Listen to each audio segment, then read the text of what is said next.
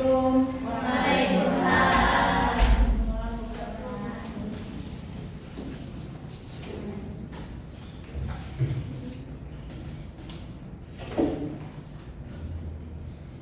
Kita mulai ya. Assalamualaikum warahmatullahi wabarakatuh. Waalaikumsalam warahmatullahi wabarakatuh.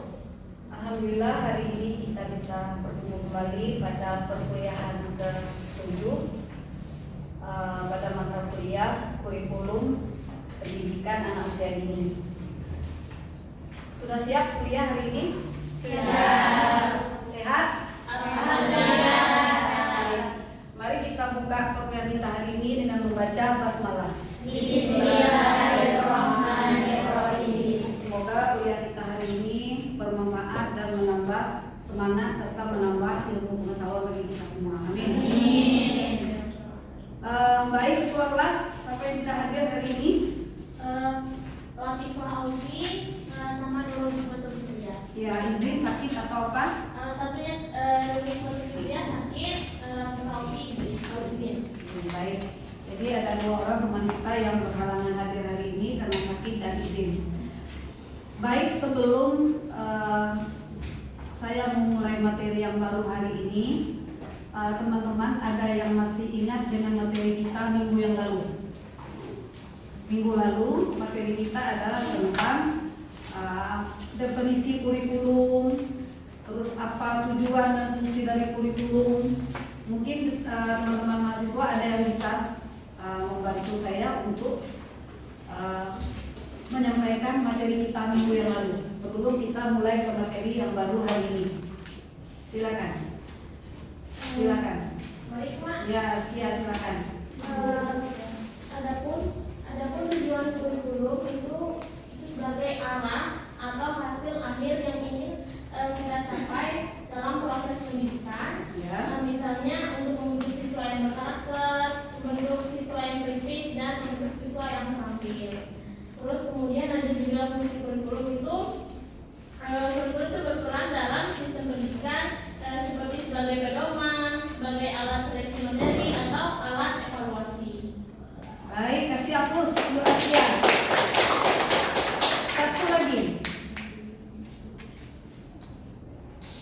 Satu lagi silakan tentang materi kita minggu yang lalu. Ayo, Iqbal.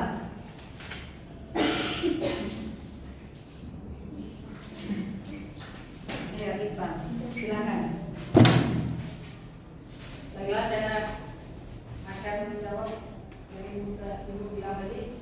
Fungsi kurikulum sebagai pedoman guru. Kurikulum memberi arahan materi, metode, dan penilaian yang harus diajarkan. Terus Fungsi kurikulum dalam evaluasi.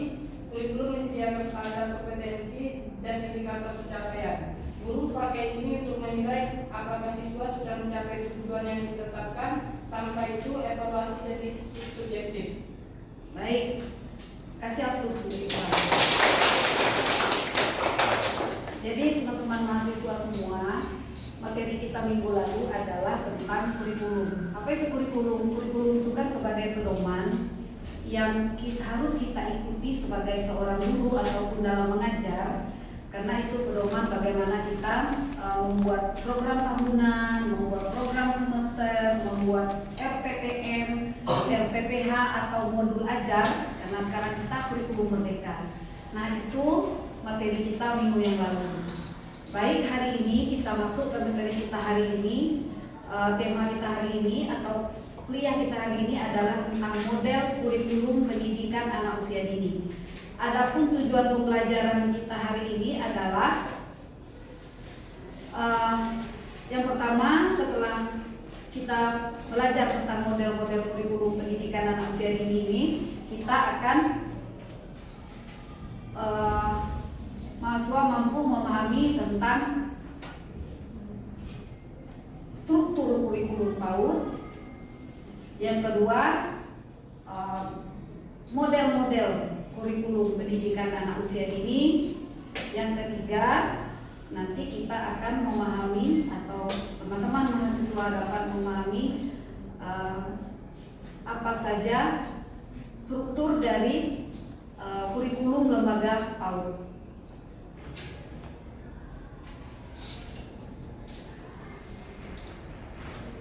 Jadi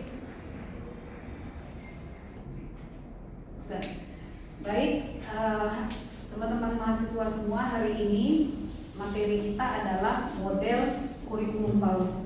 Tadi sudah saya sampaikan, setelah belajar model kurikulum PAUD, mahasiswa diharapkan mampu mengenalkan atau menyebutkan atau mempraktekkan tentang model-model pembelajaran PAUD, model-model kurikulum PAUD, struktur kurikulum PAUD, dan struktur kurikulum yang ada di lembaga PAUD. Itu yang hari ini kita harapkan setelah belajar materi model kurikulum PAUD. Baik, teman-teman mahasiswa, silakan lihat ini. Apa yang pendapat setelah melihat gambar ini? Silakan satu atau dua orang dari teman-teman mahasiswa. Ini merupakan pertanyaan pemantik sebelum kita masuk ke materi.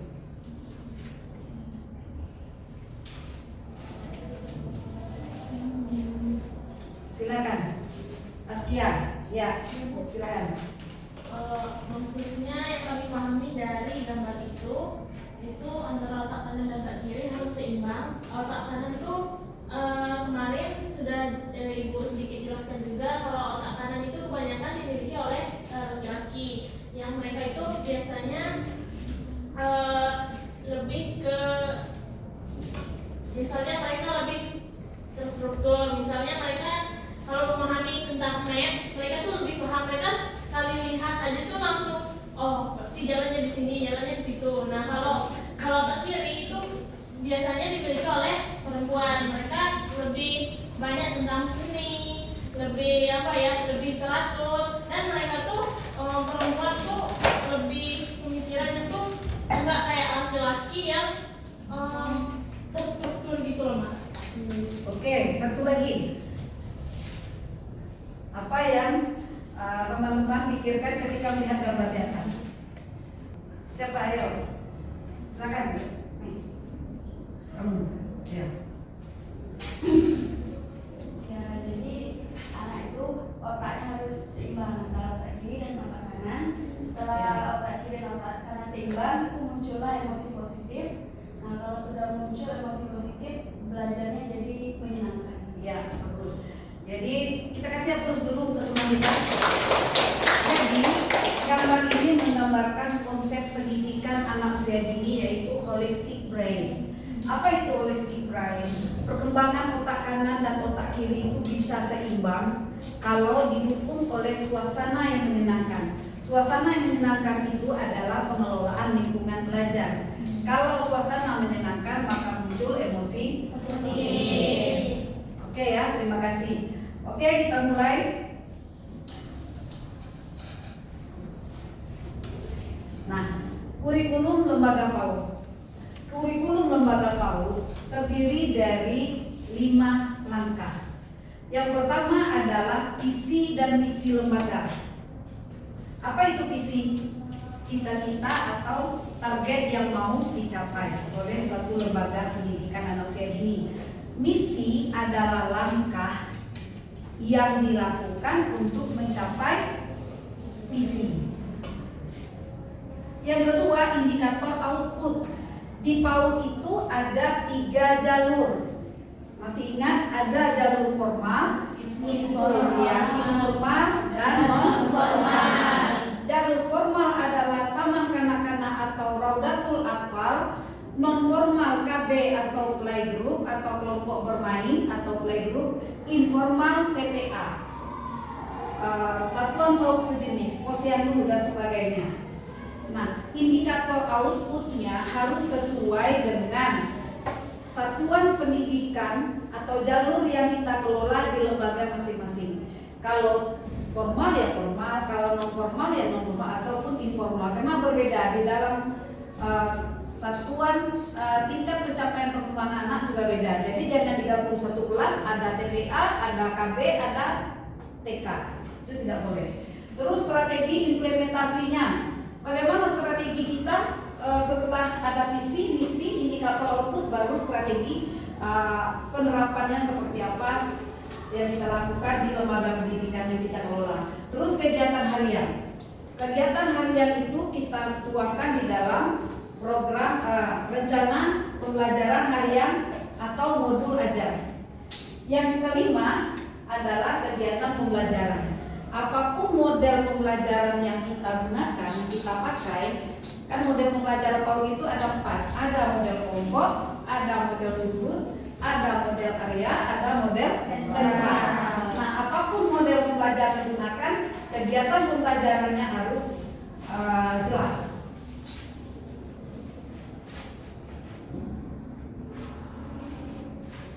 Ya, sekarang dimensi pengembangan kurikulum. Dimensi pengembangan kurikulum ada 3, ada lingkup, kedudukan, dan prosedur. Lingkupnya adalah makro. Makro itu tingkat nasional, artinya ada kurikulum level nasional. Terus ada yang kedua meso, itu kurikulum lembaga. Karena kita adalah lembaga pendidikan anak usia dini, maka kita di lembaga pendidikan anak usia dini. Yang ketiga itu di operasionalnya, sudah di rencana pembelajaran atau rencana kegiatan di kelas. Berikutnya adalah kedudukan. Kedudukan dimensi pengembangan kurikulum ada ideal, ada aktual, ada hidden. Jadi kurikulum itu ada namanya hidden kurikulum. Kurikulum yang tidak tertulis tetapi bisa kita jadikan kurikulum.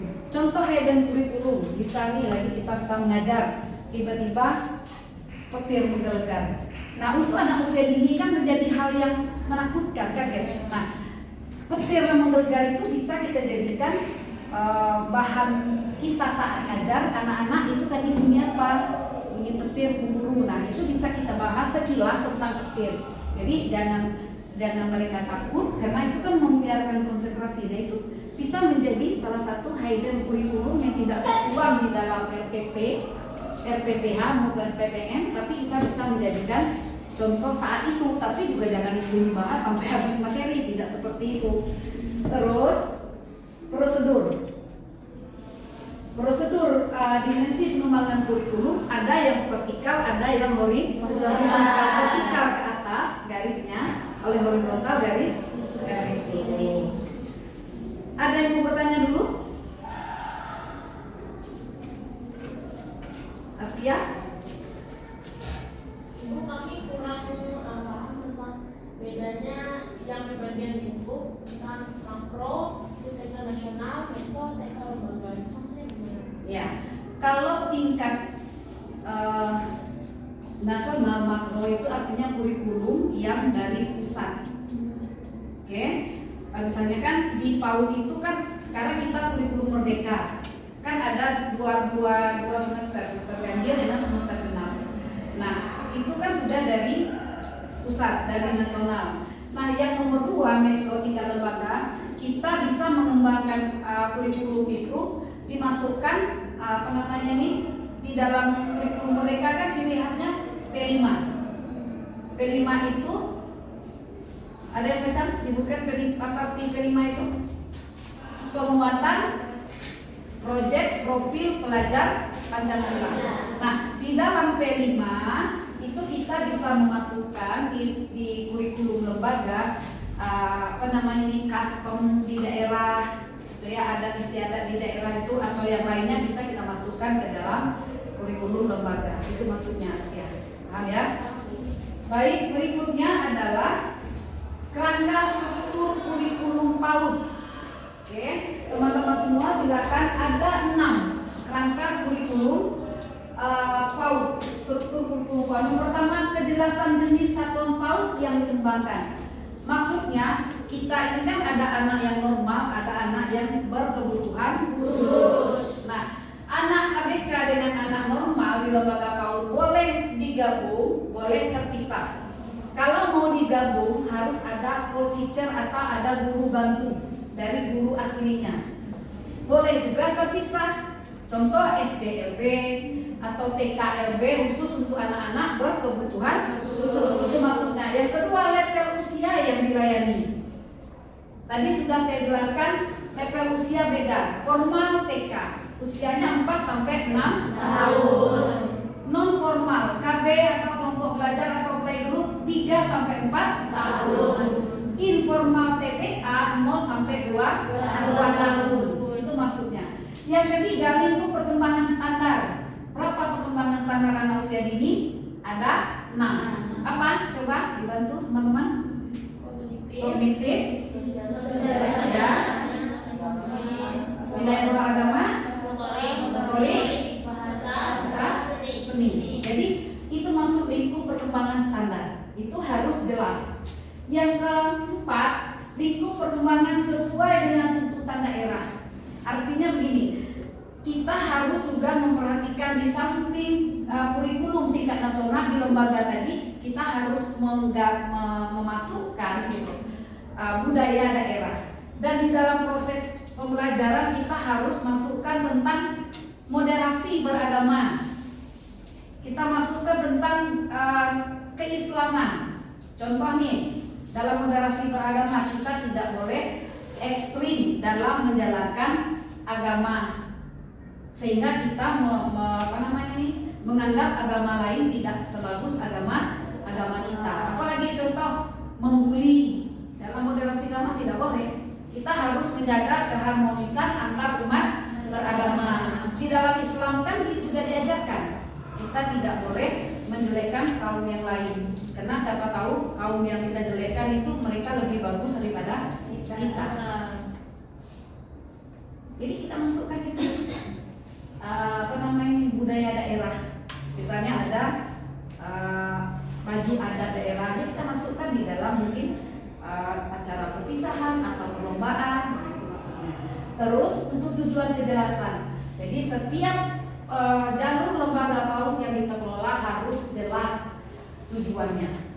Yang terakhir, jeda waktu kurikulum yang digunakan. Jadi harus ada program tahunan, harus ada program semester, harus ada program mingguan, harus ada program harian atau modul ajar dalam kurikulum merdeka. Model-model kurikulum PAUD di Indonesia ini banyak jenis atau model kurikulum yang digunakan oleh lembaga pendidikan usia dini. Yang pertama, pendekatan Montessori.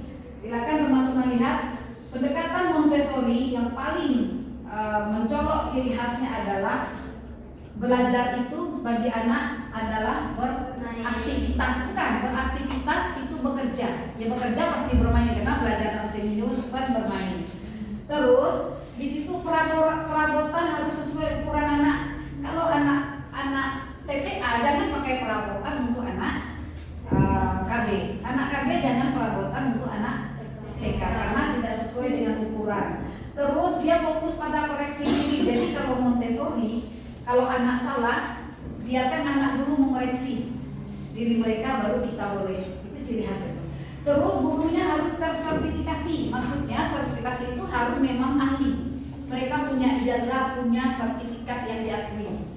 Terus pengelompokan dengan berbagai usia. Nah, dia bisa sebulan sekali atau 3 bulan sekali, dari mulai TPA, KB, TK itu boleh 1 bulan sekali di ruang rutin berkumpul. Bukan di kelas ya, di ruang-ruang khusus pertemuan guru dengan murid. Itu ciri khas mereka. Terus materinya berurutan gitu, mereka lebih fokus pada seni, gerak dan kehidupan praktis. Jadi model kurikulum Montessori, anak diajarkan bagaimana nilai-nilai praktis dalam hidup mandiri terutama. Karena tidak semua anak kan mandiri.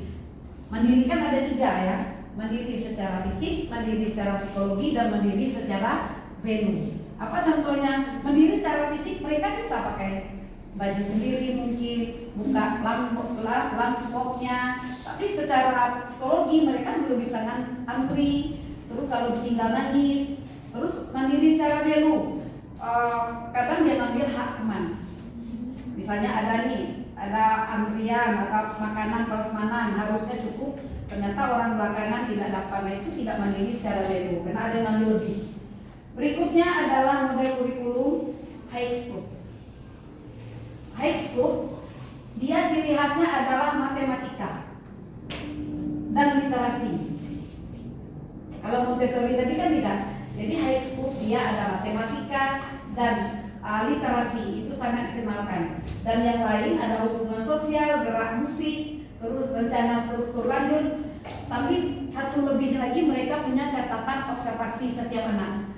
Artinya ketika model high school mereka sangat melakukan catatan observasi terhadap anak.